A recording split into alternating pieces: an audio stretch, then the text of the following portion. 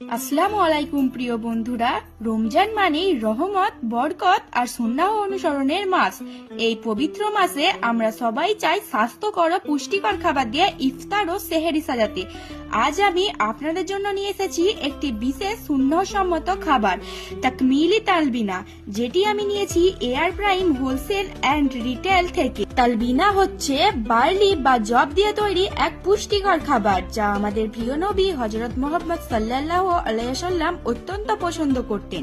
এটি শরীরকে শক্তি দেয়, মনকে প্রশান্ত করে এবং অসুস্থতা থেকে দ্রুত ফিরতে সহায়তা করে। হাদিসেও এর উপকারিতার কথা উল্লেখ আছে। তাকমিলি তালবিনার বিশেষত্ব হলো প্রিমিয়াম কোয়ালিটি উপাদান, ফ্রেশ এবং স্বাস্থ্যসম্মত প্যাকেজিং, কোনো কৃত্রিম রং বা প্রিজারভেটিভ নেই, খুব সহজে ও অল্প সময়ে প্রস্তুত করা যায়।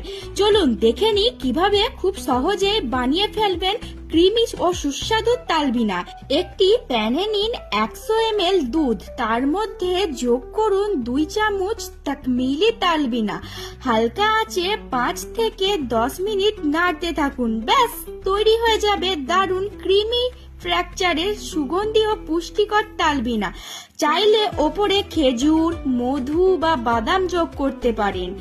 এর স্বাদ সত্যিই অসাধারণ, হালকা মোলায়েম এবং খুবই টেস্টি।